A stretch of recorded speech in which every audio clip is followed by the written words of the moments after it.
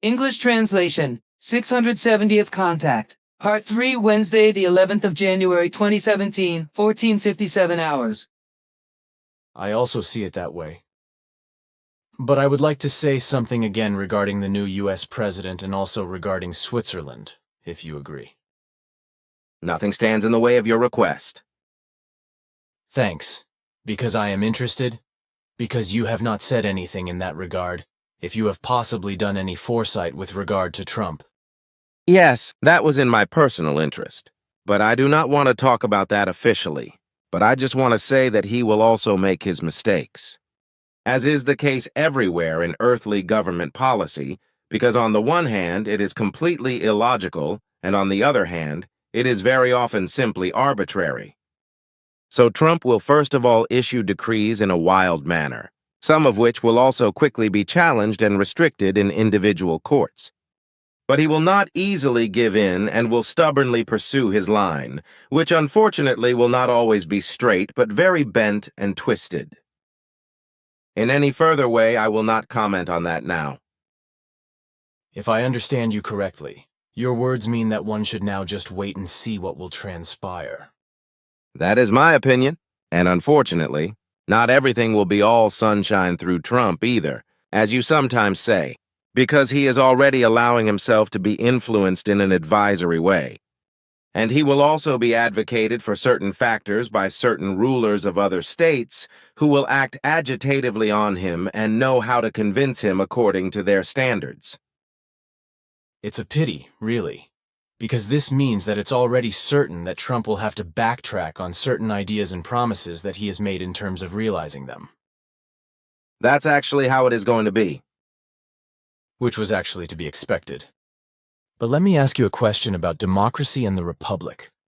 Because in Switzerland we have a semi-democracy, which means that the people are basically entitled to vote on all matters, etc., that are delegated to them by the government. In principle, the folks are the supreme political authority of the state, whereby this corresponds to a principle that characterizes the entire political system of Switzerland, according to which Swiss citizens can also make their opinions and requests known at the federal level as well as in the canton and in the municipality, which also ensures that votes can be held on various issues and that people can be elected to the federal parliament on behalf of the people. The Federal Council, consisting of 7 persons, is the highest form of government, to which a chief of staff is also assigned. According to the federal constitution, Switzerland is governed through a federal direct democracy, although it should be noted that Switzerland is only a semi-democracy.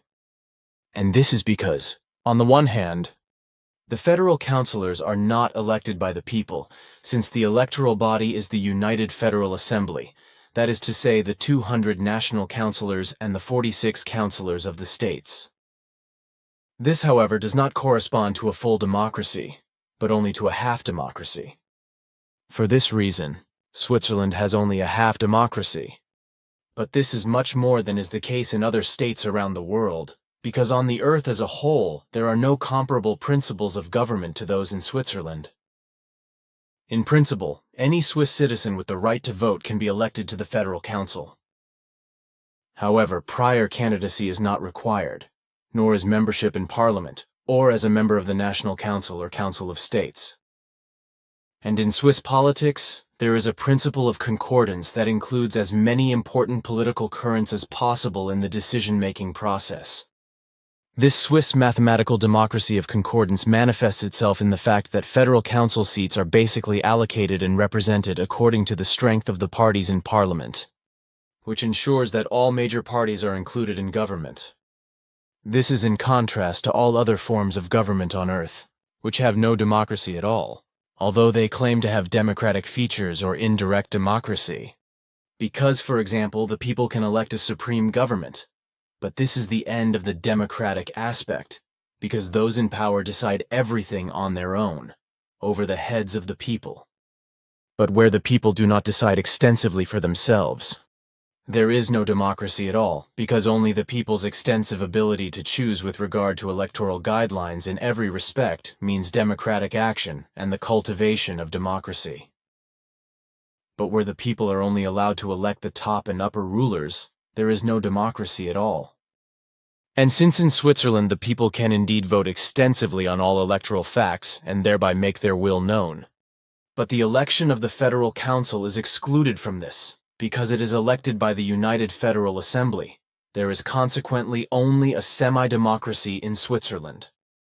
But if we look at the forms of government in all the states on Earth, then apart from Switzerland there is effectively no country that has democratic features, because in reality there are only republics that have dictatorial forms but no democratic features, such as military dictatorships, the EU dictatorship, personal dictatorships, one-party systems, tyrannical and despotic systems, parliamentary systems of government, semi-presidential systems of government, presidential systems of government, and so on.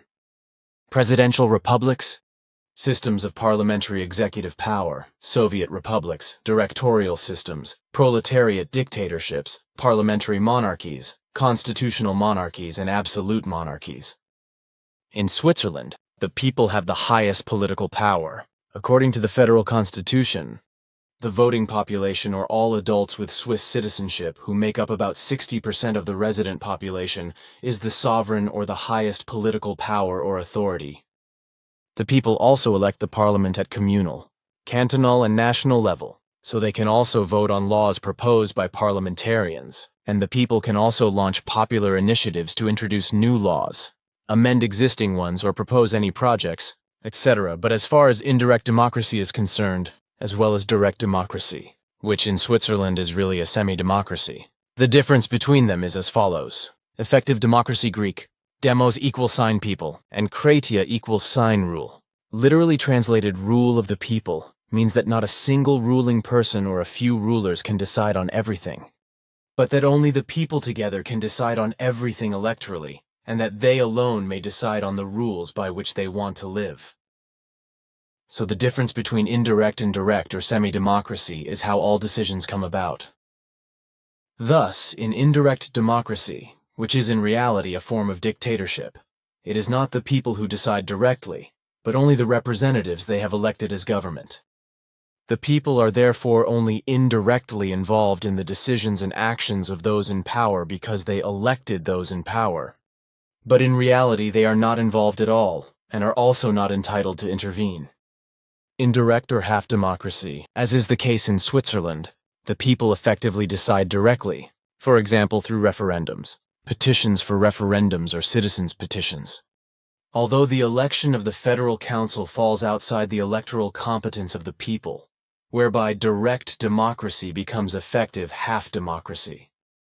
And what I would like to say is that I, for my part, can live well with this semi-democracy system, accept it and be satisfied with it, because it guarantees me freedom, in addition to freedom of opinion, etc., as well as the national peace created by the Swiss folks through good legislation, and the security provided by all security organs, such as the military and the police, etc. Even though I am not a military enthusiast for reasons of personal experience gained in foreign countries, I am very glad that the beautiful and safe Switzerland is my ancestral homeland.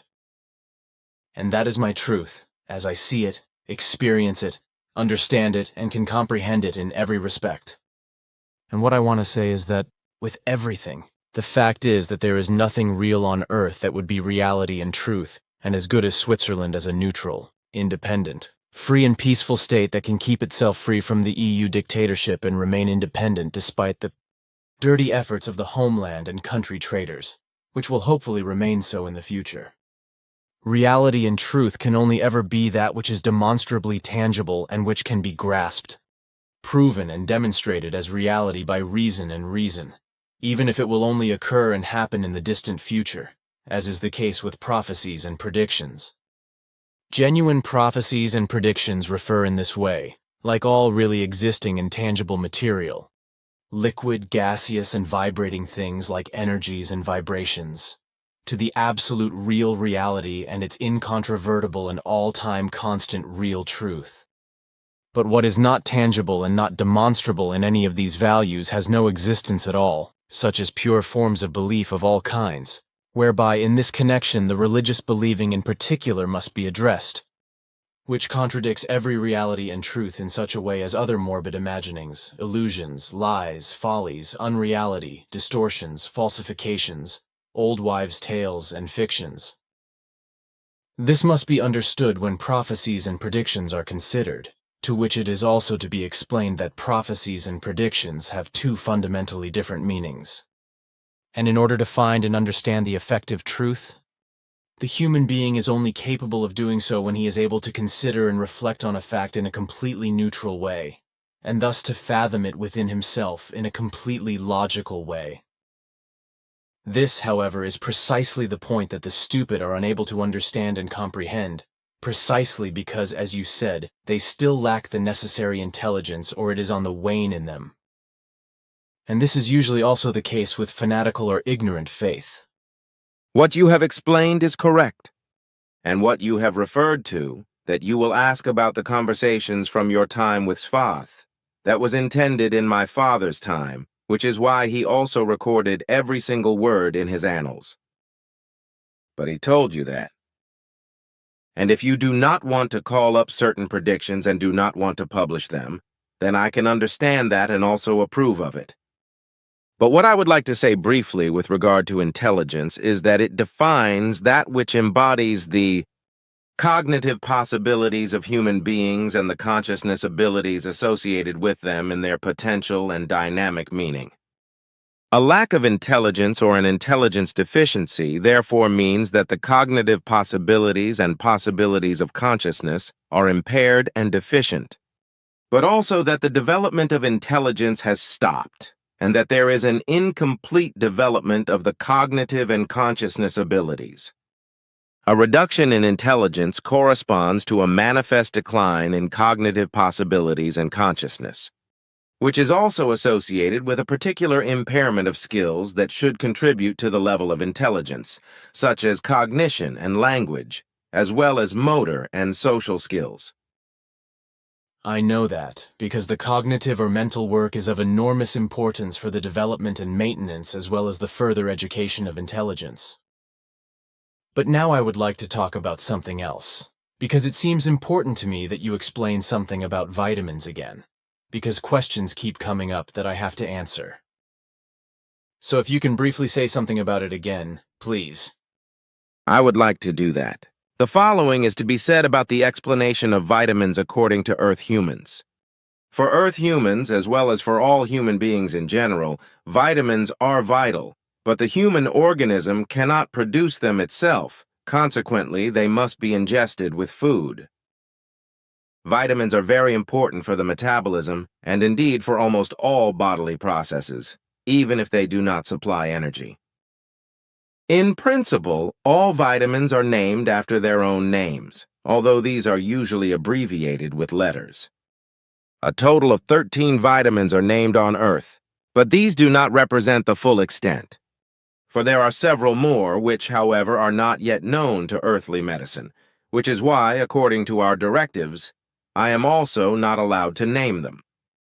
The 13 earthly known vitamins can be divided into two categories, namely fat-soluble and water-soluble, whereby the fat-soluble vitamins have the designations A, D, E, K1, and K2, which are also stored in the body, whereby the storage often takes place in the liver, and the extent and duration varies according to the vitamin.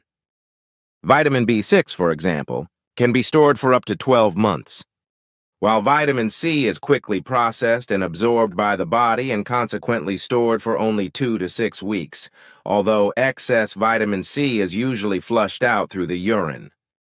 Caution is also always advised when taking vitamins, because if too many of one type are taken and stored, then a hypervitaminosis or overdose occurs, which can lead to serious health impairments and discomfort.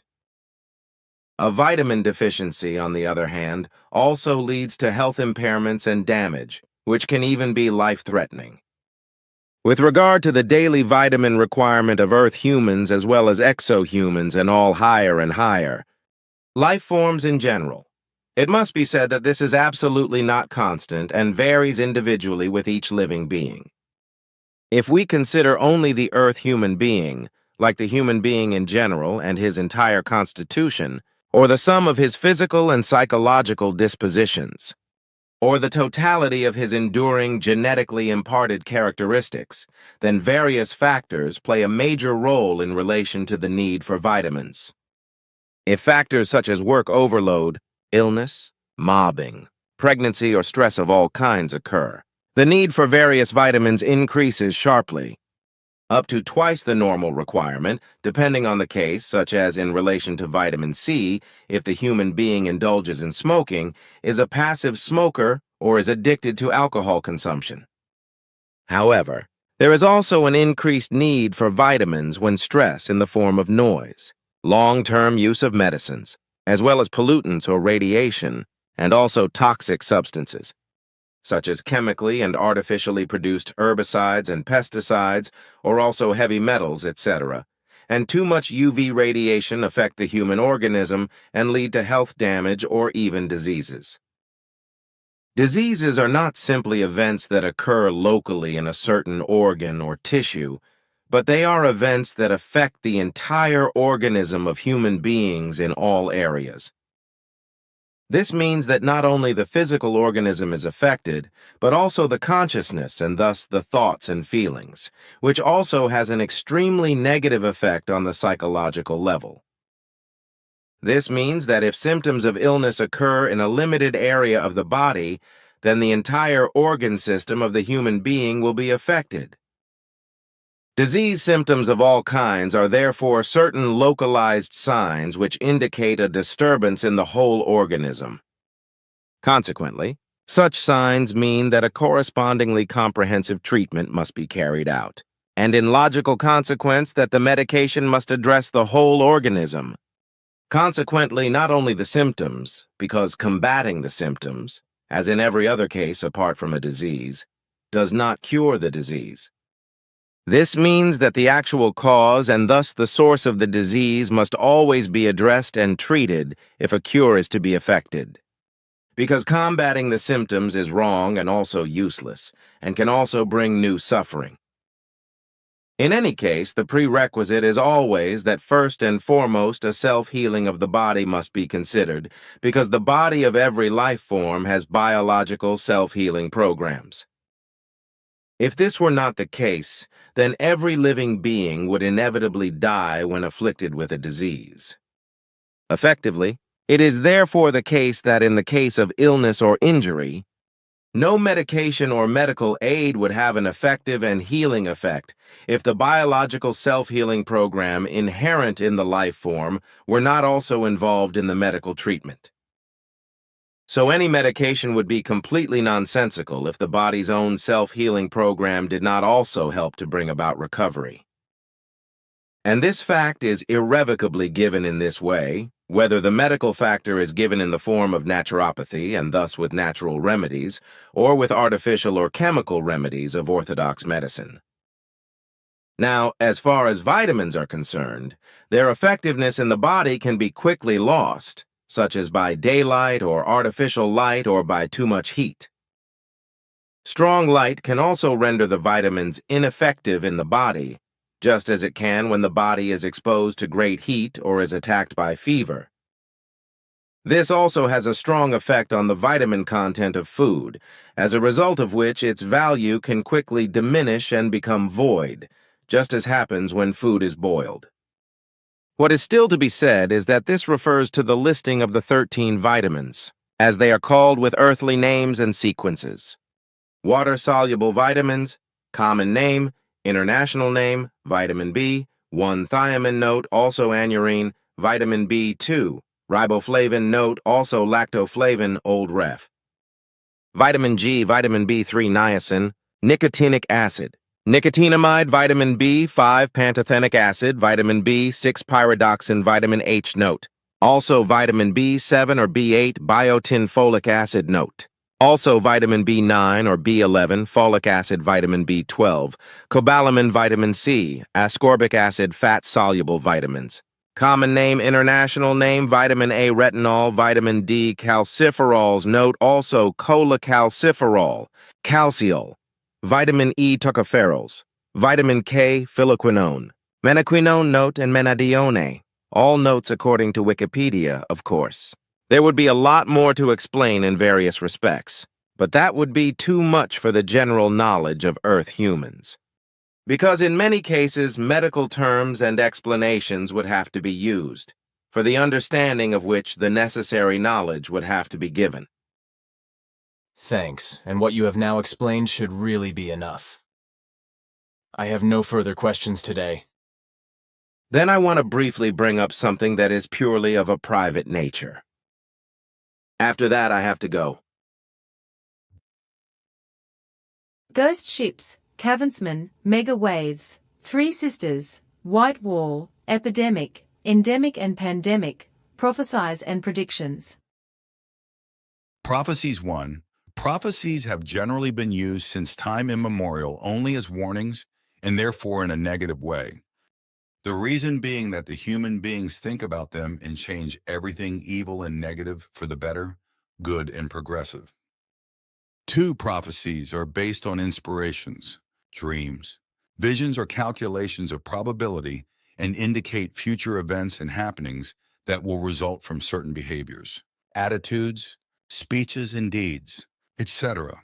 If they are carried out and maintained in an unchanged manner over a period of time, whereby the period of time until the fulfillment of the prophecy can be short-term or even last for centuries or millennia.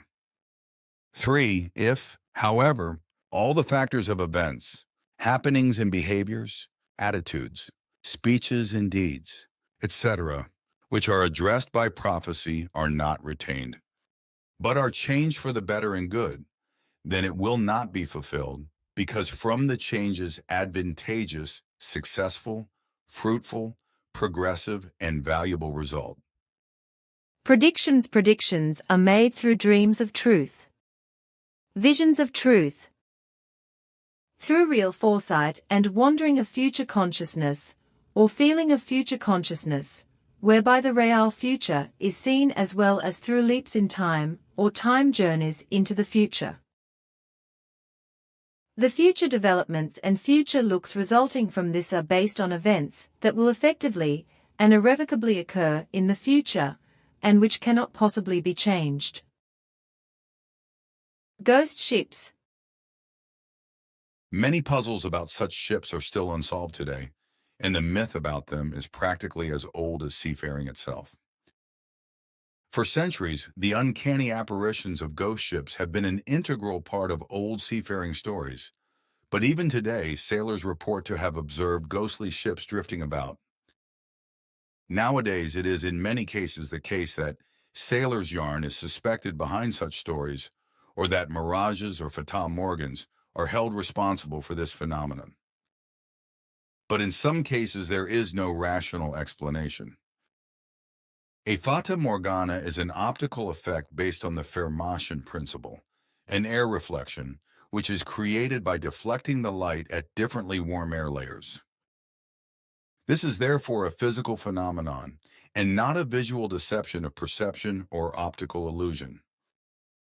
With the ghost ships, it is similar to UFOs who want many people to have seen, but they cannot prove it, although some sightings were very real, while with others, the observers, succumb to deceptions. Wikipedia writes, in 1798, the French physicist Gaspard Monge first scientifically investigated and interpreted mirages in Lower Egypt.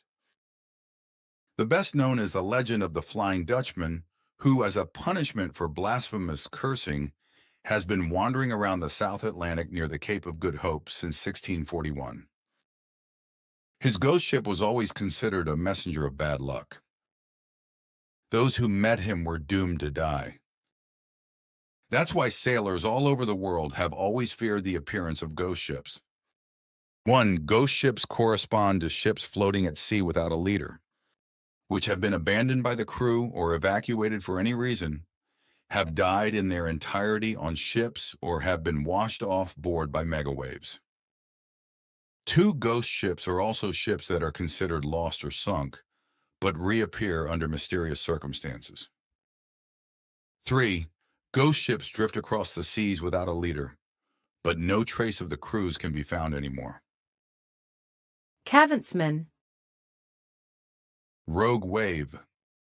Cavernsmen, that is to say Klabautermen, Kalfatermann or Klabatermann, a term from the Low German Klabastern, that is to say poltern, Larmend, Umhergehen, or from the Low German colloquially obese man, or as big object called, means in the sailor language also a big wave, of which there are several and different. According to the .wikipedia.org/ the term Kavensman is derived from the word kavent from Lat. Cavere based on Leisen, which in the older German legal language denoted a wealthy or well-balanced citizen, whereby another version says that the term Kavensman is to be traced back to well-balanced monks living in convents. That is to say, Kavensmann in convents = Latinish conventus, means gathering assembly. A Kavensmann at sea is a large, relatively fast wave that does not follow the direction of the normal swell that endangers ocean-going vessels when hit or rolled over by such a wave. Three sisters. These are three fast, successive large waves, in whose narrow valleys ships cannot develop the necessary buoyancy. Then they are rolled over by the second or at the latest third wave, whereby ships often sink.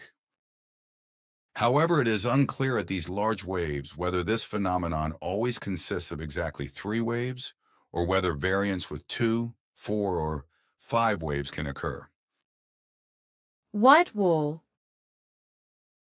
A white wall is a very steep spraying wave from whose ridge the spray sprays down, followed by a deep wave valley. Monster waves.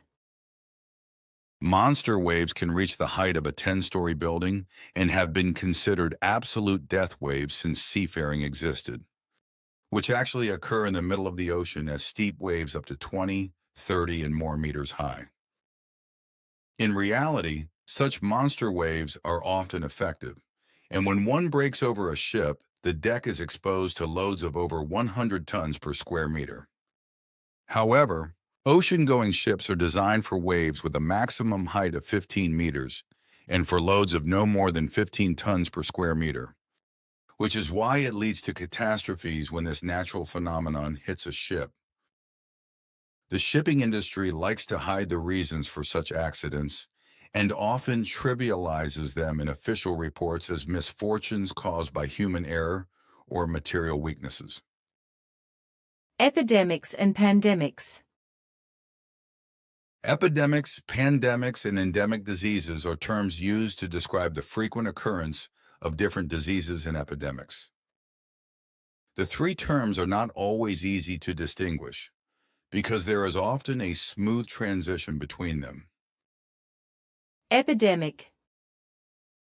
An epidemic is a highly concentrated occurrence of a disease or epidemic within a particular region or population. Usually an infectious disease such as cholera, typhoid fever, Legionnaire's disease, SARS, and other diseases or epidemics, but also a non-contagious disease such as obesity. Pandemic.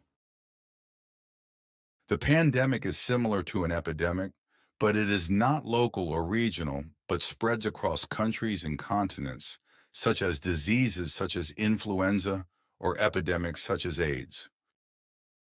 Endemic. Endemic is the term used to describe the so-called permanent infestation of a society, because the pathogens are present but cannot be completely eradicated.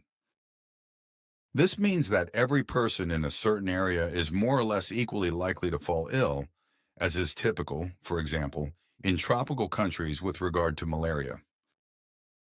There are also such endemics in Europe, for example, early summer meningoencephalitis, tick-borne encephalitis, TBE, and inflammation of the brain and meninges. Children's diseases such as mumps and measles, which usually occur more frequently, are also counted among the endemics. TB is transmitted to human beings by the TBE virus, mainly through the bite of an infected tick or the common wood tick Ixodes ricinus, but also through the consumption of raw milk from infected animals sign cows, sheep, and goats. The disease is accompanied by flu-like symptoms, fever, and in some human beings, inflammation of the brain and meninges, that is to say, meningitis. However, most human beings do not show any signs of illness when infected with TBE. If an infection with the TB pathogen occurs, this is notifiable in Switzerland, Germany, and Austria. A treatment for TBE that combats the cause is not yet possible with earthly medicine because no specific antiviral medicines exist. Consequently, generally authoritative protective measures should be taken when walking across forest meadows and forest edge meadows or when roaming through forests. Ticks usually stay on the ground, as well as up to a height of about 35 and 40 centimeters on small bushes or in the grass from where they attack their victims. For walks in forests and meadows or other stays in meadows close to forests, in woods or shrub areas, active vaccination is recommended as a preventive measure, as is also the wearing of closed clothing, especially leg clothing that is long and closed at the bottom. And after a visit to the garden or forest, etc., the body and clothes should be searched. Any ticks found should be carefully removed and destroyed, the site of the bite disinfected, and the time and location of infestation noted. As a general rule, human beings should not go to risk or endemic areas unless it is absolutely necessary for them. It is also to be said that ticks love moisture and warmth, which is why they are particularly active after a rainy day in summer. But they are also still on the hunt for victims or hosts in dry or cool weather, but are less active, although they also survive colder periods and stay in the leaf litter under the snow in winter when it is cold. But there are also tick-prone areas in the city. These are actually everywhere. So not only in forest edge meadows, forest clearings, high meadows and forests, but also in bushes and shrubbery, in gardens and city parks, where the ticks lie in wait for their victims. The ticks can cover short distances with astonishing speed, but their energy is not sufficient for long distances, as a result of which they can usually only cover a few meters by their own strength. But this does not mean that they cannot therefore spread far. In fact, the exact opposite is the case, because they can actually spread very far over large areas through their hosts, to which they cling and bite and can be transported anywhere, be it human beings, dogs, cats, squirrels, mice or hares, but also deer, chamois, martens, weasels, badgers, stags or birds, etc. Ticks are also transported by flowers and grasses that are picked or harvested and brought home, but also by shrubs and trees that are infested with ticks and transported to other areas. Globally, there are over 800 different species of ticks because ticks live wherever the humidity and temperatures are sufficiently high and moderate for them. So ticks are found in both the South and the North, so also in South and North America, Europe, Asia, and Australia. Some tick species, such as the Hyaloma tick, even exist in the deserts and desert steppes of Africa. Ticks transmit more than 50 different diseases to human beings worldwide. Some ticks are even very dangerous, such as Ixodes holocyclus in Australia, known as the Australian paralysis tick, which releases a toxin while sucking blood that causes paralysis and, at worst, kills the victim. Billy,